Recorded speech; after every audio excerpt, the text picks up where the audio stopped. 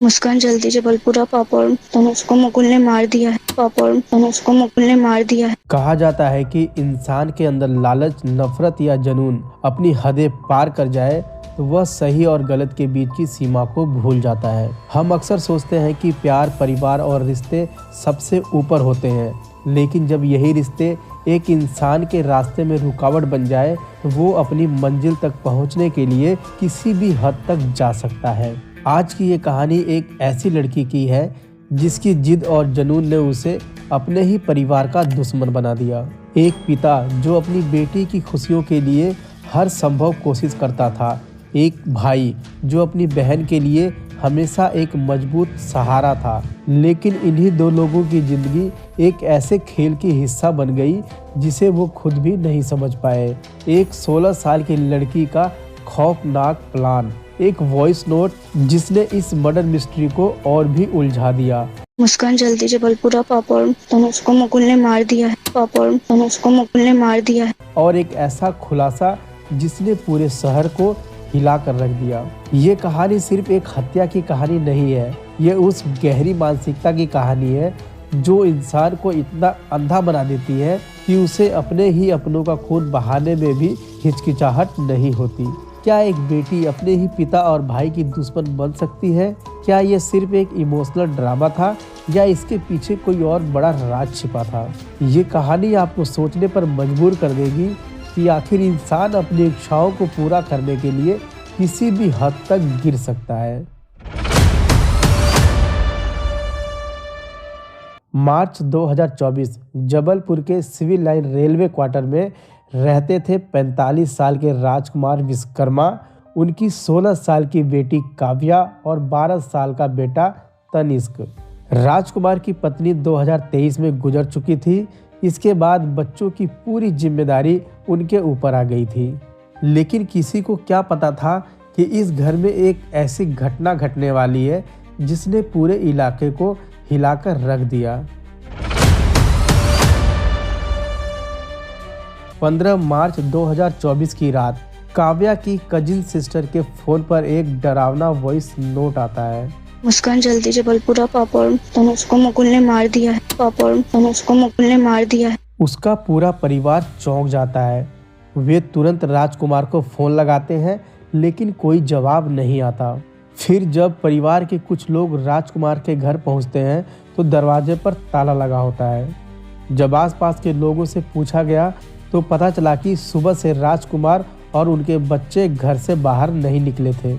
अब यह मामला शक में बदल चुका था और तुरंत पुलिस को सूचना दी गई।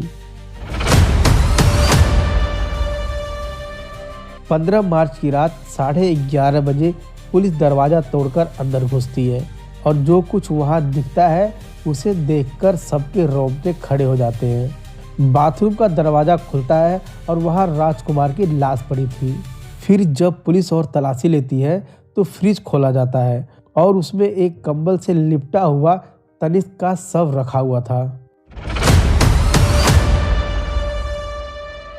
पुलिस ने मामले की जांच शुरू की और घर के बाहर लगे सीसीटीवी कैमरे चेक किए गए।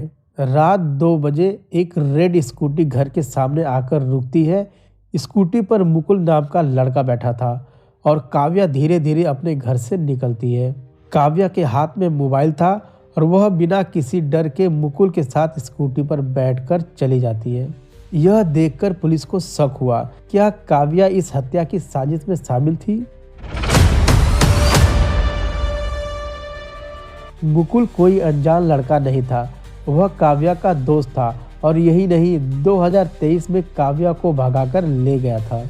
जब पुलिस ने दोनों को हरिद्वार में पकड़ा था तो राजकुमार ने मुकुल के खिलाफ शिकायत भी दर्ज करवाई थी। मुकुल को 15 दिन जेल में रहना पड़ा, लेकिन जब वह बाहर आया तो उसका दिमाग बदले की आग में जलने लगा। अब सवाल यह था कि क्या मुकुल ने इस हत्या की साजिश रची थी या यह काव्या का प्लान था? हत्या के बाद मुकुल और काव्या कई जगहों पर भागते रहे। पुलिस ने मुकुल के ऊपर 10,000 रुपये का इनाम घोषित किया, लेकिन वह पकड़ में नहीं आया। लेकिन फिर 17 मई 2024 को हरिद्वार के एक सरकारी अस्पताल में पुलिस कांस्टेबल की नज़र एक लड़की पर पड़ी। वह लड़की काव्या थी। जैसे ही पुलिस ने काव्या से पूछताछ शुरू की, मुकुल को यह समझ में आ गया कि अब वे पकड़े जाएंगे।